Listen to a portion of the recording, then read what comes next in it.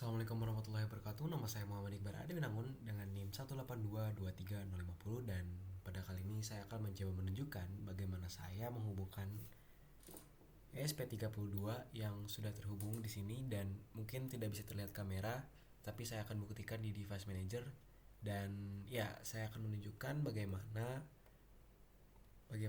saya menghubungkan ESP32 ke komputer saya. Pertama-tama yang paling penting adalah mengenai driver dari USB ESP32. Terdapat driver yang perlu diinstal terlebih dahulu. Driver tersebut namanya adalah CP210X. Bukti saya sudah mendownloadnya adalah ketika saya mengkoneksikan ESP32 saya, terdapat saat saya cek ke ports COM-LPT terdapat satu section atau tab baru bernama Silicon Labs CP210X USB to UART Bridge COM7, yang artinya COM7 itu sebagai port yang dikhususkan untuk aktivasi ESP32 dalam komputer saya. Setelah driver sudah siap digunakan atau sudah siap diinstal, waktunya eksekusi Arduino IDE, dan kebetulan saya pun sudah menginstal Arduino IDE.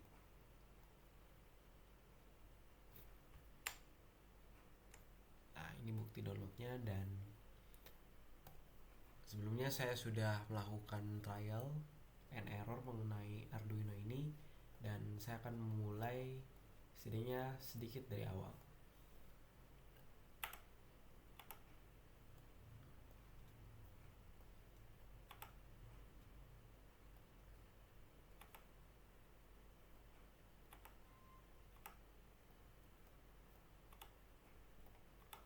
Berikut adalah tampilan awal. Mungkin pertama-tama kita bisa melakukan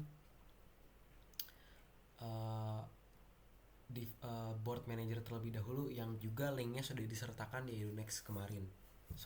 Di EduNext tadi. Dan kita hanya tinggal copy URL yang mungkin bisa kita gunakan sebagai board manager. Di sini, dan oke. Lalu terdapat downloading index dan semacamnya. Setelah itu ada pun tambahan mengenai board manager yang bisa diinstal dari Arduino IDE itu sendiri, dan kebetulan saya sudah mendownloadnya. Ketika saya search ESP32, baik yang dari Arduino dan dari Espressif, yang juga merupakan anjuran dari atau instruksi yang sudah tertera di EduNext tadi, saya sudah menginstalnya, dan ESP32 by Espressif.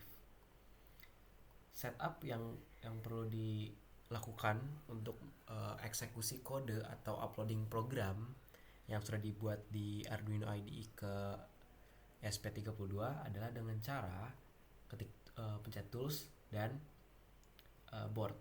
Kebetulan kita bisa menggunakan banyak tipe-tipe ESP32 dan ESP30 dev module yang biasanya digunakan. Adapun pilihan lain untuk menggunakan mungkin tipe-tipe ESP32 yang spesifik, juga karena saya menggunakan ESP32 Do-It version 1, dan kebetulan terdapat modul tertera yang sesuai dengan ESP30 saya, dan itu pun ternyata bisa dieksekusi. Jadi baik ESP30 dev module atau ESP32 yang sesuai dengan variannya masing-masing itu bisa dieksekusi. Setelah board didefinisikan ESP32 dev module, kita pindah ke port. Ada COM3 sampai COM7. COM7 adalah port yang sudah didefinisikan saat install driver tadi, COM7. Jadi ketika kita mengkoneksikan ESP kita ke komputer kita, maka COM7 lah yang menjadi port yang sudah disesuaikan untuk Arduino dapat berkomunikasi dengan program yang mungkin akan kita buat. Dan setelah setup ini, harusnya kita bisa mengeksekusi apapun yang sekiranya kita inginkan, misalnya LED, dan kebetulan saya sudah melakukan eksekusi program di video sebelumnya. Mungkin sekian.